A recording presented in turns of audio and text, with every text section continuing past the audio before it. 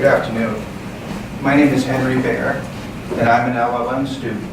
That is to say, I already have a law degree, and I'm here to improve on that, and I am.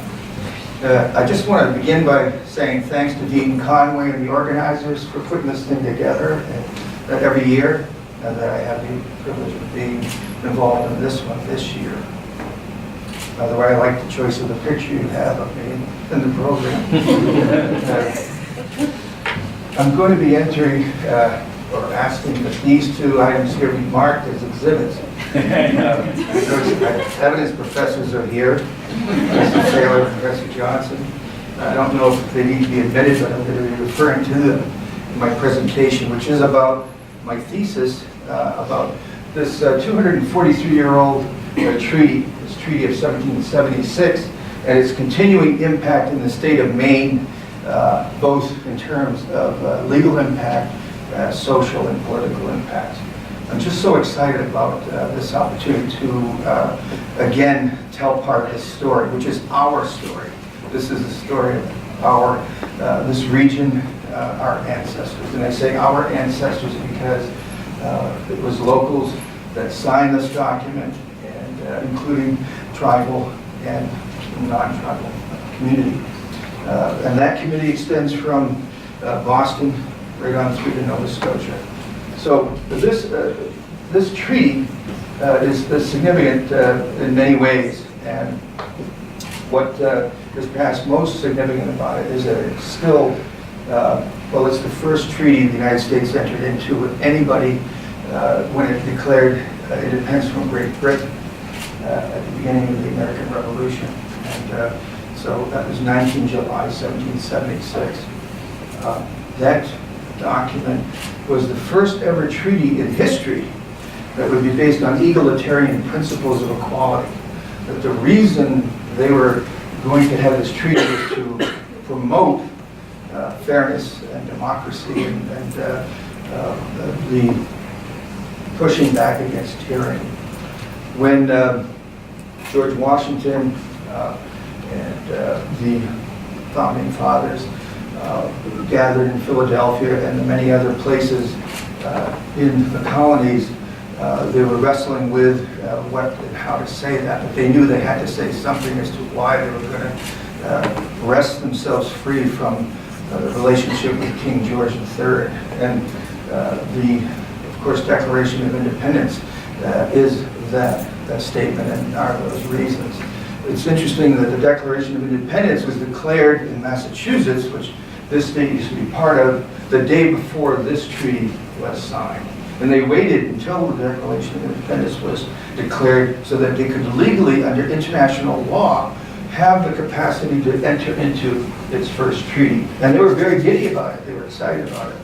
And they were saying, gee, we're not going to be entering into a treaty with European powers, with a European country like France or Belgium, the parties of the day, and still today.